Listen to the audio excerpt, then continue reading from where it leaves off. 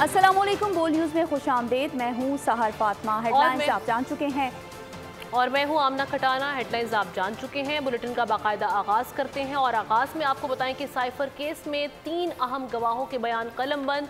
आजम खान, सुहेल महमूद और असद मजीद के बयानात कलमबंद हो चुके हैं। जज अबुल हसनात की खुसूसी अदालत में समाअत। साबिक प्रिंसिपल सेक्रेटरी आजम खान ने बताया कि साइफर पर बनी गाला में इजलास बुलाया गया। साबिक वज़ीर आज़म को मशवरा दिया कि मुरासला खुफिया है, इसे पब्लिक ना किया जाए। साबिक सफ़ीर असद मजीद ने कहा, अमरीकी ओहदेदार के घर पर मुलाकात हुई, वहाँ पर वज़ारत ख़ारजा को आगाह किया। साबिक सेक्रेटरी ख़ारजा सुहेल महमूद ने बताया, साइफर की सूरत में हमें अमरीका में होने वाली मुलाकात की मालूमात हासिल हुई। दौरान समाअत शाह महमूद कुरैशी की अहलिया और बेटी ने ओपन कोर्ट पर एतराज़ किया। मज़ीद तफसीलात जानेंगे तैयब बलोच से। जी तैयब, आगाह कीजिएगा। जी, साइफर ट्रायल की समाअत जो है वो आज अडियाला जेल रावलपिंडी में हुई और खसूसी अदालत के जज अबुल हसनात जुल्करनैन की जानिब से जो है इस मामले पर समाअत की गई और दौरान समाअत जो है प्रोसिक्यूशन टीम की जानिब से गवाहान जो है वो अदालत में पेश किए गए। तो साबिक वजीर आजम और बानी चेयरमैन तहरीक-ए-इंसाफ के उस वक्त के प्रिंसिपल सेक्रेटरी आजम खान ने अपना बयान जो है वो कलमबंद कराया। आजम खान के मुताबिक गुज़िश्ता साल 28 मार्च को साबिक वजीर आजम की ज़ेर सदारत बनी गाला में इजलास हुआ। इजलास में कबीना के लोग भी शामिल थे। इजलास का एजेंडा साइफर था। आजम खान के बकौल के मैंने मशवरा दिया कि साइफर और उसका मतन जो है वो खुफिया है, इसके नतीजे जो है वो हमें सबको जो है वो भुगतना होंगे। आजम खान का ये भी कहना था कि मेरा 164 का बयान जो है वो मुकम्मल तौर पर दुरुस्त है और इस हवाले से साबिक मजिस्ट्रेट मोहम्मद अवेद इरशाद ने भी आजम खान के 164 के बयान की जो है वो जज अबुल हसनात के सामने जो है वो तस्दीक की। इसके बाद अमेरिका में तैनात साबिक सफीर असद मजीद ने भी अपना बयान रिकॉर्ड कराया और असद मजीद के मुताबिक अमेरिकी ओहदेदार के घर पर हम एक वर्किंग लंच में जो है वो शरीक हुए। वहाँ होने वाली 2 तरफा बातचीत से वजारत खारजा को आगाह किया। 22 मार्च को मुझे इस्लामाबाद वापस बुला लिया गया। उसके बाद जो है वो साबिक सेक्रेटरी खारजा सुहेल महमूद की जानिब से भी अपना बयान रिकॉर्ड कराया गया। सुहेल महमूद का यह कहना था कि साइफर की सूरत में हमें अमेरिका में होने वाली तमाम मुलाकात की जो मालूमात हासिल हुई। समाअत के दौरान जब ये समाअत चल रही थी तो दौरान समाअत जो है वो शाह महमूद कुरैशी की अहलिया बेटी और खुद शाह महमूद कुरैशी ने जो है ओपन कोर्ट ट्रायल पर एतराज़ात दायर कर दिए और उनका ये कहना था कि ये ओपन कोर्ट ट्रायल क्यों कर हो रहा है और यहाँ पर सहाफ़ी जो है वो क्यों मौजूद है। जिसके बाद जो है वो जज अबुल हसनात की जानिब से मीडिया के नुमाइंदों को जो है वो अदालत से बाहर निकाल दिया। अब इस केस की समाअत जो है वो मंगल तक के लिए जो है वो मुलतवी कर दी गई है। मंगल को दोबारा अडियाला जेल में इस मामले पर समाअत होगी। जी, सुप्रीम कोर्ट के पास किसी भी मुल्जिम को जमानत देने का इख्तियार है। जजेस की ऑब्जर्वेशन इलेक्शन से मुतालिक थी, केस से मुतालिक नहीं। सुप्रीम कोर्ट ने तकनीकी बुनियादों पर जमानत दी। अडियाला जेल के बाहर शाह खावर एडवोकेट और दीगर वकला की मीडिया से गुफ्तगू कहा कि सुप्रीम कोर्ट ने वाज़ेह किया कि जमानत के असरात ट्रायल पर नहीं पड़ेंगे। कौन से गवाहान हैं जिन पे जरा होनी है, अगर उनकी गवाही में कोई ऐसी सेंसिटिविटी इन्वॉल्व है जिसमें कि हमारी जो है वो फॉरेन जो पॉलिसी है वो कंप्रोमाइज़ हो सकती है तो उस पर फिर कोर्ट या प्रोसिक्यूशन ये देख सकती है। लेकिन हम आपको बिल्कुल ये यकीन दिलाते हैं कि हम इंश्योर कर रहे हैं कि उनका जो हक के दिफा है और उनको जो जरा करने का जो राइट है वो महफूज है। ये अदालत और इवन जो सफाई है उनकी सहूलत के लिए भी है कि वो ये जितनी भी इब्तदाई बयानात हुए हैं तमाम विटनेसेस के वो उसकी कापीज लेंगे, उस पर भरपूर तैयारी करेंगे और तैयारी के साथ जो वो जरा कर सकेंगे। तो मैं समझता हूँ कि उनको ज़्यादा अच्छा मौका मिलेगा अपना जो है वो जरा करने का। इंतखाबात करीब आते ही मोदी सरकार के फॉल्स फ्लैग ऑपरेशंस और पाकिस्तान मुखालिफ प्रोपेगेंडे में इजाफा हो गया। भारतीय फोर्सेस कैदियों को निशाना बनाकर इल्ज़ाम पाकिस्तान पर लगाने का ड्रामा बना चुकी हैं। मकबूजा जम्मू कश्मीर में मुकम्मल मीडिया ब्लैक आउट कर दिया गया। प्रोपेगेंडे में जाली ट्विटर अकाउंट्स को इस्तेमाल किया जा रहा है। भारत से तिजारत ना करने का फैसला। नई दिल्ली में ट्रेड अफसर तैनाती रोक दी गई। साबिका हुकूमत के बरक्स निगरां हुकूमत ने फैसला कर लिया। इस हवाले से देखते हैं ये रिपोर्ट। निगरां हुकूमत का भारत में ट्रेड ऑफिसर तैनात न करने का फैसला। ट्रेड ऑफिसर तैनाती के साबका हुकूमती प्लान पर अमल दरामद रोक दिया गया। साबिक वज़ीर आज़म शहबाज शरीफ ने नई दिल्ली में ट्रेड ऑफिसर तैनाती अमल की मंजूरी दी थी। इत्तेहादी दौर में ट्रेड ऑफिसर के लिए 40 असामियों में नई दिल्ली शामिल था। बैरून मुल्क 39 ट्रेड अफसरान तैनाती की मंजूरी दी गई। पाकिस्तान ने अगस्त 2019 में भारत के साथ तिजारत मुअत्तल की थी। तिजारत मुअत्तली के बावजूद भारत में ट्रेड ऑफिसर तैनाती का अमल शुरू किया था। पाकिस्तान ने अगस्त 2019 में भारत के साथ तजारत मुअत्तल कर दी थी। आगे बढ़ें और अभी आपको बताएं कि परवेज इलाही को दिल की तकलीफ, अडियाला जेल से रावलपिंडी इंस्टीट्यूट ऑफ कार्डियोलॉजी मुंतकिल कर दिया गया। जेल ज़राए के मुताबिक परवेज इलाही को गुज़िश्ता रात से दिल में तकलीफ की शिकायत थी। अस्पताल में तिब्बी मुआयना किया जा रहा है, जबकि साबिक वज़ीर आला के सीने में इन्फेक्शन भी हुआ है। इंतखाबात की तारीख देना, उसमें तब्दीली और तोसी करने का इख्तियार सिर्फ इलेक्शन कमीशन के पास है। इलेक्शन कमीशन ने वाज़ेह किया है कि इलेक्शन 8 फरवरी को होंगे, तारीख में तब्दीली नहीं की जाएगी। किसी को शक व शुबा नहीं होना चाहिए। निगरान वज़ीर इत्तलात मुर्तज़ा सोलंकी की सहाफ़ियों से गुफ्तगू, मज़ीद कहा कि निगरान हुकूमत की मुद्दत में तोसी की आइन में कोई गुंजाइश नहीं। मुल्क का मुस्तकबिल आइन और जमहूरियत से वाबस्ता है। पाकिस्तान में हुकूमत जो भी हो, लेकिन इंतखाबात की तारीख, उसमें तब्दीली तोसी का अख्तियार सिर्फ एक आइनी इदारे के पास है, उसका नाम इलेक्शन कमीशन ऑफ पाकिस्तान है। उसने बहुत वाज़ेह तरीके से ये बताया है कि इलेक्शंस जुमेरात 8 फरवरी 2024 को होंगे। अभी तक उसमें कोई तब्दीली नहीं आई, इसलिए किसी को किसी किस्म का कोई शक नहीं होना चाहिए कि उसी दिन इंतखाबात। मुल्क के आइन में ऐसी कोई गुंजाइश नहीं और न सदर साहब के पास कोई ऐसा अख्तियार है। मैं आपको यही मशवरा दूंगा कि मुल्क का मुस्तकबिल आइन और जमहूरियत से वाबस्ता है। और मुल्क भर में इंतखाबी अमल तेज़ हो गया है। डिस्ट्रिक्ट रिटर्निंग दफातर में कागजात नामजदगी जमा करवाने का चौथा रोज़ है, जबकि कागजात जमा कराने का सिलसिला जारी है। कराची में NA 242 किमाड़ी की नशिस्त पर शहबाज शरीफ के कागजात नामजदगी जमा हो गए। नजरसानी शुदा शेड्यूल के मुताबिक कागजात की जाँच पड़ताल 25 से 30 दिसंबर तक होगी। इंतखाबी निशान 11 जनवरी को जारी होंगे। मुल्क में इंतखाबात की गहमा गहमी तेज हो गई। कागजात नामजदगी जमा करवाने का सिलसिला जारी। नवाज शरीफ, शहबाज शरीफ, मरियम नवाज, आसिफ जरदारी और बिलावल भुट्टो समेत कई बड़े नाम मैदान में। कराची में NA 242 किमाड़ी की नशस्त पर शहबाज शरीफ के कागजात नामजदगी जमा हो गए। MKM का कहना है कि सीट एडजस्टमेंट की खबरें दुरुस्त नहीं। मुस्तफ़ा कमाल इस हल्के से बदस्तूर उम्मीदवार हैं।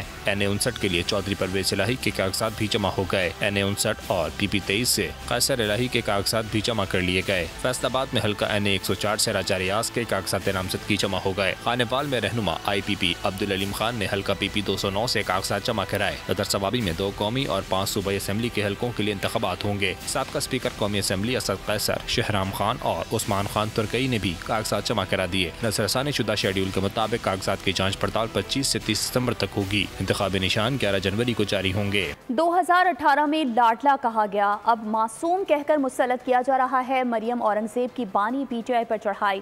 न्यूज़ कॉन्फ्रेंस में कहा, जब मर्जी लाडला और मासूम बना दो। अवाम को बेवकूफ़ समझा है। 190 मिलियन का डाका डाला गया। रियासत पर चढ़ाई की जवाब देना पड़ेगा। जिस वक्त उसके खिलाफ अदम तहरीक आई तो साइफर का लिफाफा निकाला, आइन तोड़ा, स्पीकर से आइन की खिलाफ वर्जी कराई। ये मासूम है? सुप्रीम कोर्ट का फैसला आया कि आइन तोड़ा गया तो मुल्क की मईशत को तबाह कर दो, अवाम को बेरोजगार कर दो, रोटी चीनी आटा बिजली गैस महंगा कर दो, तुम मासूम हो। इसी तरह 190 मिलियन पाउंड का बंद लिफाफा काबीना में लहराओ और खा जाओ, तुम मासूम हो।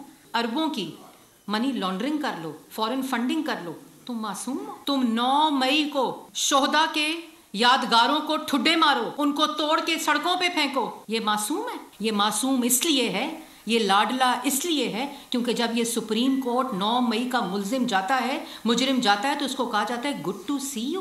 पहले लाडला करके 2018 में RTS को बिठाकर मुसल्लत किया गया, अब मासूम कह के मुसल्लत किया जा रहा है। साइफर बहुत बड़ा ड्रामा था। लीक करने की वजह से पाकिस्तान को नाकाबिले तलाफी नुकसान हुआ। बानी PTI ने जानबूझकर साइफर को मसला बनाया, सियासी रंग दिया गया। उनकी गलत बयानी से मईशत बैठी। 9 मई जैसे वाकयात हुए। शर्जील नाम मेमल कहते हैं कि कौम को गुमराह किया गया, आंखों में धूल झोंकी गई। साइफर मामले पर मुतालिका सफीर को बुलाकर एहतजाज तक रिकॉर्ड नहीं कराया गया। कौम को गलत बयानियां दिया गया कि एक मुल्क उनके खिलाफ है। इमरान खान ने 9 मई जैसा होलनाक वाकया किया, दूसरे दिन बंदयाल साहब की कोर्ट में मर्सिडीज में गया। उस मर्सिडीज में बंदयाल साहब के पास कहा गया गुड टू सी यू, आप मुजम्मत कर लीजिएगा। पूरे मुल्क में आग लगा दी, आप मुजम्मत करने की बात कर रहे थे। क्या ये कानून ये नौजवान को हम देखे जा रहे हैं? आज उसकी एक हवा चल रही है, नौजवानों को गलत तरीके से सोशल मीडिया के जरिए एक गलत पैगाम पहुंचाया जा रहा है, मनफी उनको नेगेटिविटी पैदा की जा रही है। तो अगर वो नेगेटिविटी पैदा की जा रही है तो अक्सरियत तो किसी दौर में श्रीलंका में तमिलनाडु की भी बहुत बड़ी अक्सरियत थी। क्या बड़ी पार्टी का मकसद है कि उसमें कानून का इतलाक नहीं होगा? कहां से मैं कहता हूं इमरान खान या पीटीआई बड़े लीडर हैं, बड़ी पार्टी है, जो अपनी सियासत अपनी पार्टी को लॉन्च करने के लिए, जिनके लाहौर में बाकायदा जिनको टेस्ट ट्यूब बेबी की तरह उनको जो है उनकी सियासत बनाई जाती है। किसको नहीं पता 2018 के इलेक्शन में क्या हुआ? पाकिस्तान में कौन सा ऐसा शख्स है जिसको नहीं पता क्या हुआ और उस शख्स ने क्या क्या नहीं किया? मौजूद जज हजरात के खिलाफ रेफरेंस भेजे। क्या ये बड़े लोग हैं जो अपनी जाती मुफाद के लिए, इक्तदार के लिए की हवस में मुल्क को कॉम्प्रोमाइज करने के लिए तैयार हैं? नहीं है ये बड़े लीडर। सैफर को बुनियाद बनाकर माजी की हुकूमत ने सियासत की, फैसले से जहन में चंद सवालात उभरे हैं। लीगी रहनुमा मलिक अहमद खान कहते हैं सुप्रीम कोर्ट ने कहा मामले पर सैफर एक्ट का इतलाक नहीं होता, फैसले का एहतराम है, मौजूदा बैंच से उम्मीद है। तहरीक इंसाफ को सिर्फ बंद लिफाफे के साथ बड़ी रग़बत है। यानी ये साइफर एक छोटी meeting of the cabinet committee जिसमें वो कह रहे हैं कि जी ये साइफर में तो कुछ नहीं है, तो उसने कहा नहीं छोड़ दो आप इसको मिनट्स में रिकॉर्ड कर लो। यानी एक तो वो डॉक्यूमेंट इटसेल्फ है, फिर आप उसको फैब्रिकेट कर रहे हैं। तो अभी ये अगर ये चीज़ तफ्तीश तलब नहीं है तो सुप्रीम कोर्ट क्योंकि फाइनल कोर्ट ऑफ एजुडिकेशन है और जैसा मैंने कहा बेहद तज़ीम और बेहद एहतराम के साथ हम इन ऑनरेबल जजेस की जिनके मैं कतई तौर पर ये एक बड़ी हद तक बहस वो है इसके पॉलिटिकल कॉन्सिक्वेंसेस। और दूसरी रैशनल जो मुझे थोड़ी लगी कि उस पर बात होनी चाहिए, यानी आप कह रहे हैं कि लेवल प्लेइंग फील्ड की बात पर, तो फिर क्या रूल ऑफ लॉ को इक्वेट कर लेंगे हम लेवल प्लेइंग फील्ड के साथ? कुफ्र टूटा खुदा कर हम तो समझे ये एक लाडले की बड़ी बहस है कि कौन लाड। अब मुझे बाज़गश्त आ रही है कि जिसके हक में फैसले होते हैं शायद वो लाडला होता है, अब वही मंजूर नज़र होता है जिसके हक में फैसले आते हैं। तो मंजूर नज़र किसका? आज अगर ये बात इसको बगौर देखा जाए तो one of the member of the honourable bench उन्होंने बड़ी वजाहत के साथ लिखा कि 2018 के इंतखाबात में लेवल प्लेइंग फील्ड नहीं थी। बानी पीटीआई ने फौज को मुतनाज़ बनाने की कोशिश की, उन्होंने सियासी माहौल में जहर घोल दिया है। सईद गनी की न्यूज़ कॉन्फ्रेंस, कहा बानी पीटीआई के मामलात को अदालतों को देखना चाहिए, अगर जुर्म किया है तो उन्हें नहीं छोड़ना चाहिए। इलेक्शन में तमाम जमातों को लेवल प्लेइंग फील्ड मिलनी चाहिए। अभी तक बिलावल के कराची से इलेक्शन लड़ने की कोई इतलात नहीं है। अपने आप को दोबारा इक़्तिदार में लाने के लिए जो कुछ किया, जिस अंदाज से उसने इदारों को तबाह बर्बाद करने की कोशिश की, जिस अंदाज में उसने इदारों को मुतनाज़ा बनाने की कोशिश की, जिस अंदाज में उसने 9 मई को पाक फ़ौज के शहीदों की यादगारों पर हमले करवाए, हमारी फ़ौज को मुतनाज़ा बनाने की कोशिश की, उस पर हमलावर हुआ, उसने पाकिस्तान के सियासी माहौल में एक जहर घोल दिया है। जो कुछ उसने किया है, अगर उसने जुर्म किया है, पाकिस्तान के कानून के मुताबिक अगर वो जुर्म है तो सिर्फ इस बुनियाद पर उसको नहीं छोड़ा जा सकता कि वो पीटीआई का जो है वो लीडर है। तो दूसरी जानिब पीटीआई का इलेक्शन कमीशन के फैसले के खिलाफ अदालत से रुजू करने का फैसला मौखर हो गया। ताहाल फैसले की मुसद्दक़ा कॉपी नहीं मिली, कॉपी ना होने पर दरख्वास्त मुस्तरद होने का खदशा है। पीर तक सरकारी छुट्टियां भी आड़े आ गई। मौज़म भट्ट कहते हैं फैसले के खिलाफ मंगल को पेशावर हाई कोर्ट में खुसूसी दरख्वास्त दायर की जाएगी। तोशाखाना केस का फैसला मुअत्तल करने की इस्तदा, सुप्रीम कोर्ट दफ्तर ने बानी तहरीक इंसाफ की दरख्वास्त पर एतराज़ आयद कर दिया। अपील एतराज़ात आयद करते हुए वापस कर दी। एतराज़ किया कि अपील के साथ लफ्ज़ किए गए दस्तावेज़ात नामुकम्मल हैं। तमाम मुतालिका दस्तावेज़ात के हमरा अपील 6 जनवरी तक दायर की जा सकती है। खबर शामिल करेंगे जराइम की दुनिया से, जहां सीटीडी का चिन्योट में इंटेलिजेंस बेस्ड ऑपरेशन 50 अफराद का कातिल साथी समेत मुकाबले में मारा गया। सीटीडी के मुताबिक दहशतगर्द फैसलाबाद में ISI दफ्तर हमले समेत 11 कार्रवाइयों में मुलविस था। हुकाम के मुताबिक दहशतगर्द के सर की कीमत 25 लाख रुपए मुकर्रर की गई थी। गजनफर नदीम 2011 से मफरूर था। मुख्तलिफ इदारे तलाश कर रहे थे। दहशतगर्दों के ठिकाने से गोला बारूद, जदीद असलहा कब्जे में लिया गया। कराची में गुलिस्तान जौहर के RJ मॉल के नागहानी सानहे में लगने वाली आग का तमाम मंजर CCTV फुटेज से सामने आ गया है। 4थी मंजिल पर कायम टी बार में हल्के धमाके और स्पार्किंग के बाद आग लगने और फैलने के मनाजिर देखे जा सकते हैं। कराची गुलिस्तान जौहर RJ मॉल में आग कैसे लगी? 4थी मंजिल पर लगी आग ने फूड कोर्ट को कैसे चलाया? इमारत में आतिशज़दगी की CCTV फुटेज बोल न्यूज पर। आग 4थी मंजिल के टी बार में स्पार्क होने के बायस लगी। टी बार में नजर न आने वाली तरफ पर हल्का धमाका भी देखा जा सकता है। 6:17 पर 4थी मंजिल पर आग में शिद्दत आ चुकी थी। इसका मंजर भी CCTV फुटेज में वाज़ेह है। 6:22 पर फूड कोर्ट मुकम्मल तौर पर जल चुका था। आग लगने से तमाम मंजिलों पर शदीद धुआं जमा हुआ। वाक़या धमाके में 11 अफराद जाँ बहक हुए। रिपोर्ट के मुताबिक फायर ब्रिगेड को आग लगने की इत्तला बर वक्त नहीं दी गई थी। कराची में बड़ी तकरीबकारी की कोशिश नाकाम बना दी गई। कैंट स्टेशन पेशावर से आने वाली अवाम एक्सप्रेस में रखे गए बम को नाकारा बना दिया गया। बम में 2.5 किलो बारूदी मवाद इस्तेमाल किया गया। बम डिस्पोजल स्क्वाड ने कंट्रोल ब्लास्ट के जरिए बम को नाकारा बनाया। बड़ी तकरीबकारी का मंसूबाना काम। कराची के कैंट रेलवे स्टेशन पर ट्रेन से मिलने वाला बम नाकारा बना दिया गया। पुलिस के मुताबिक बम पेशावर से कराची आने वाली अवाम एक्सप्रेस में सीट के नीचे छुपाया गया था। रेलवे पुलिस ने ट्रेन में मशकूक बैग की मौजूदगी पर BDS को तलब किया। रिपोर्ट के मुताबिक बारूदी मवाद के साथ टाइमर और 12 वोल्ट की बैटरी भी मुंसलिक थी। टाइमर डिवाइस पर दिन 12 बजे का टाइम सेट था। अब टेक्नोलॉजी के जरिए उसको ब्लास्ट किया तो उसमें बाकायदा एक्सप्लोजिव है। टाइमर डिवाइस लगाई गई है। 2.5 से 3 kg करीब एक्सप्लोजिव है, ये BDS की रिपोर्ट के मुताबिक। अब उसकी टाइमर डिवाइस खराब थी या जो कुछ भी था, लेकिन अल्लाह का शुक्र है कि बचत हो गई। पुलिस हुकाम का कहना है कि बमुमकिन तौर पर किसी अलग की पसंद तंजीम की कार्रवाई हो सकता है। मज़ीद तहकीकात जारी हैं। और नाजरीन, रवां साल 2023 में पुलिस हेल्पलाइन 15 पर 5,12,380 कॉल्स मौसूल हुई, जिस पर लाहौर पुलिस की बरवक्त कार्रवाइयों के नतीजे में सूबाई दारुल हुकूमत में क्राइम रेट में नुमायां कमी आई है। इस बारे रिपोर्ट तैयार की है खुर्रम मलिक ने। लाहौर में जुराइम का अहवाल 15 की रिपोर्ट के मुताबिक कत्ल व इक़दाम कत्ल जैसे संगीन वाक़यात में गुज़िश्ता माह की निस्बत 32% कमी आई। गाड़ी चोरी वाक़यात में 20%, जबकि कार छीनने में 19% कमी वाक़ हुई। प्रॉपर्टी क्राइम में अक्टूबर के मुकाबले में नवंबर में 17% कमी आई। इसी तरह बराबरी के मुकदमात में गुज़िश्ता माह के मुकाबले में 16% कमी हुई। मोटरसाइकिल चोरी पेट्रोलिंग और हिकमत अमली से कम होकर 30 से 50 तक रह गए। CCPO लाहौर बिलाल सिद्दीकी के मियाना की क़यादत में 2018 से 2023 के ज़ेरे इल्तवा 4 लाख से ज़ायद ज़ेरे इल्तवा रोड सर्टिफिकेट्स और 3 लाख से ज़ायद ज़ेरे तफ्तीश मुकदमात बर्क रफ्तारी से निपटाए गए हैं। कैमरा टीम के हमरा खुर्रम मलिक, बोल न्यूज़, लाहौर। वज़ीर आला पंजाब मोहसिन नकवी का सर्विसेज और PIC के बाद न्यू हॉस्पिटल का दौरा। इमरजेंसी ब्लॉक के अपग्रेडेशन प्रोजेक्ट का जायजा लिया। इमरजेंसी ब्लॉक को 7 जनवरी तक खोलने का हुक्म दे दिया। तमाम काम जल्द मुकम्मल करने की हिदायत की। वज़ीर आला ने कहा कि तामीराती सरगर्मियों के दौरान मेयार पर कोई समझौता नहीं किया जाएगा।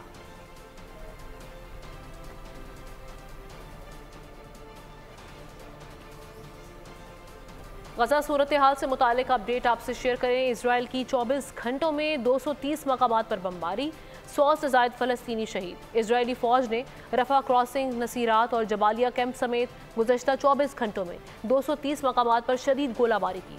मशरिक़ी गजा में इसराइल ने बुलडोज़रों से शेख शुबान कब्रिस्तान भी उजाड़ डाला, कब्रें रोंद डाली। इसराइल की 24 घंटों में 230 मकामात पर बमबारी, 100 से ज़ायद फ़लस्तीनी शहीद। पीर से बो 3 रोज़ के दौरान कुल 390 फ़लस्तीनी शहीद हुए, जबकि 734 जख्मी हुए। इसराइली फ़ौज की रफ़ा क्रॉसिंग, नसीरात और जबालिया कैंप समेत गुज़श्ता 24 घंटों में 230 मकामात पर शदीद गोलाबारी के नतीजे में 100 से ज़ायद फ़लस्तीनी शहीद हो गए। सहूनी फ़ौज ने हिलाल अहमर की इमारत का घेराव कर लिया। शुजाइया पर भी कब्जे का दावा किया गया। खान यूनिस के यूरोपीय अस्पताल के करीब बमबारी से 55 फ़लस्तीनी शहीद हो गए। मगरबी किनारे में काबिज इसराइली फौज की कार्रवाइयों में गिरफ्तार फलस्तीनियों की तादाद भी 4500 से तजावुज कर चुकी है। मशरिकी गसा में इसराइल ने बिल्डोजरों से शेख शबान कब्रिस्तान भी उजाड़ दिया, कब्रें रोंद डाली। गसा में 77 रोज से जारी इसराइली जहरियत में अब तक 20,000 से ज्यादा अफराद शहीद हुए, जिनमें से 70% तादाद बच्चों और खवातीन की है। 53,000 से ज्यादा जख्मी हुए। अमरीका का मकरूह चेहरा और घिनौने अज़ाइम फिर कामयाब। मुत्तहिदा अरब इमारात की करारदाद से जंग बंदी को मंजूर ना होने दिया। सलामती काउंसिल सिर्फ इमदाद की फराहमी का बिल मंजूर कर सकी। सलामती काउंसिल में मंजूर की गई करारदाद में गजा में कशीदगी ख़त्म करने के लिए पायदार हालात के क़याम की रस्मी बातचीत की गई। अलबत्ता करारदाद में कहा गया कि गजा में ज़रूरत के मुताबिक फलाही इमदाद की फराहमी को यकीनी बनाया जाए। सलामती काउंसिल के 13 अरकान ने करारदाद के हक़ में वोट दिया, जबकि रूस और अमरीका ने वोट नहीं डाला। अल-क़िसाम के हाथों गजा में गुज़श्ता 72 घंटों में इजरायली फ़ौज का भारी जानी और माली नुकसान। दर्जनों इजरायली टैंक्स, बुलडोज़रों और गाड़ियों को तबाह कर दिया। हमलों में कई इजरायली फ़ौजी हलाक, तादाद 139 हो गई। हमास के इजरायली शहरों पर रॉकेट हमले। इजराइल को पैगाम भी दे दिया कि सेहोनी जारहियत मुकम्मल तौर पर ख़त्म होने तक कोई मुज़ाकरात नहीं किए जाएंगे। इसराइल की जानिब से जंग में वक्फे के लिए मुज़ाकरात और यरगमालियों की रिहाई की कोशिशों पर हमास ने दो टोक जवाब देते हुए वाज़ेह कर दिया है कि फ़लस्तीन का कौमी फैसला है कि इसराइली जारहियत मुकम्मल खत्म होने तक मुज़ाकरात नहीं होंगे। मुज़ाहमती तंजीम ने गजा में इमदाद से मुतालिक अक़वाम मुत्तहिदा की करारदाद को भी नाकाफी करार दे दिया है। हमास का कहना है कि UN करारदाद गजा में होने वाले नुकसानात का इजाला नहीं कर सकती। फ़लस्तीनी सफ़ीर का कहना है कि अक़वाम मुत्तहिदा की करारदाद दुरुस्त सिमत की जानिब कदम है। इसराइली जारहियत के रद्द अमल में हमास ने जवाबी वार करते हुए तल अबीब पर नए रॉकेट हमले कर दिए। अल-क़स्साम ने गजा में गुज़िश्ता 72 घंटों में इसराइली टैंकों, बुलडोजरों और गाड़ियों को भी नुकसान पहुंचाया। हमलों में मुताद्दिद इसराइली फौजी हलाक हो गए। अब तक 139 फौजियों के हलाक होने की तस्दीक कर दी गई है। फ़लस्तीनियों के हक में पूरी दुनिया उठ खड़ी हुई है और हर रोज़ दुनिया के किसी न किसी मुल्क में गजा के बाशिंदों से भरपूर इजहार यकजहती किया जा रहा है। वाशिंगटन में अस्पताल के दौरे के मौके पर अमरीकी शहरी अमरीकी सदर के खिलाफ एहतजाज के लिए पहुंच गए। नीदरलैंड्स और जापान में वजारत खारजा के बाहर जापानी शहरियों ने अपनी हुकूमतों के खिलाफ एहतजाज किया। अमरीकी सदर के वाशिंगटन में बच्चों के अस्पताल के दौरे पर अमरीकी अवाम ने उनके खिलाफ सख्त एहतजाज किया। अमरीकी रियासत न्यू जर्सी में फ़लस्तीनी अमरीकियों ने फ़लस्तीनियों की नस्लकुशी के खिलाफ मुजाहरा किया। नीदरलैंड में वज़ारत खारजा के मुलाज़मीन ने वजारत की इमारत के बाहर एहतजाजी धरना दिया। गजा में फौरी जंगबंदी का मुतालबा किया। जापान में मुजाहरीन ने फ़लस्तीनियों से सारे यकजहती के लिए मार्च किया। मुजाहरीन ने जापानी वज़ारत खारजा के दफ्तर के बाहर नारेबाजी की। गजा में जंग के खिलाफ हज़ारों उर्दनी बाशिंदों ने अपने जूते उतार कर फ़लस्तीनियों के साथ सारे यकजहती किया। सना में एहतजाज में तकरीबन 10 लाख लोगों ने शिरकत की। हौसियों की कामयाब कार्रवाइयाँ और मलेशिया की पाबंदियाँ। इसराइल की बहरी तिजारत को धचका लग गया। बंदरगाह पर सरगर्मियों में 85% कमी आ गई है। अमेरिका फंड्स और बहरी जहाज़ों की कमी का बहाना बनाकर टास्क फोर्स से पीछे हट गया। ईरान को हौसियों की मदद करने का इल्ज़ाम धर दिया। फ्रांस, इटली और स्पेन भी टास्क फोर्स से अलहदा हो गए। इसराइल की बहरी तिजारत को धचका। इलाद बंदरगाह पर सरगर्मियों में 85% कमी। अमेरिका फंड्स की कमी का कहकर पीछे हट गया। फ्रांस भी टास्क फोर्स छोड़ गया। इसराइल बहरी तिजारत में सिफर होने लगा। इलाद बंदरगाह पर तिजारत में 85% कमी आई। बहरे अहमर में आपनाए बाबुल मंदब में हुसी मलेशिया के हमलों के बाद अब बड़ी शिपिंग कंपनियों को तवील रास्ता अख्तियार करना पड़ रहा है और खदशा है कि इसराइल की बड़ी बंदरगाह इलाद पर तिजारती सरगर्मियाँ सिफर हो सकती हैं। हुसियों की इस्तकामत और अज़्म के आगे अमेरिका का मौक़िफ़ यकसर तब्दील हो गया। हुसियों से लड़ने के बजाय ईरान पर इल्ज़ाम लगाना शुरू कर दिया। तर्जुमान व्हाइट हाउस जॉन किर्बी ने कहा, यमनी हुसियों के बहरे अहमर में जहाज़ों पर हमले में ईरान मुलव्विस है। ईरान ने हुसियों को ड्रोन्स, मिसाइल और तकनीकी मालूमात फराहम की।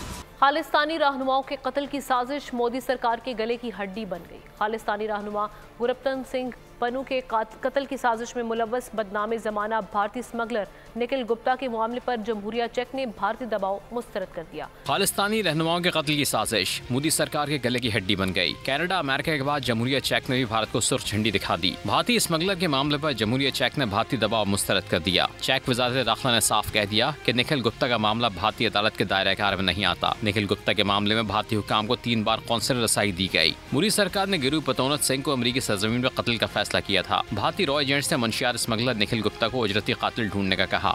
शाम के बजेंगे साथ होगी इनामात की बरसात। कहकहों की भरमार यानी एंजॉयमेंट लगातार। हर हफ्ता और इतवार मिलेंगे करोड़ों के प्राइज। खेलेगा पूरा पाकिस्तान। गेम शो ऐसे चलेगा। आ रहा है एक बार फिर। वो कहते हैं ना, नेवर स्टॉप ड्रीमिंग। तो बस अब ब्रेक हुई खत्म। इस बार सब कुछ नया होगा।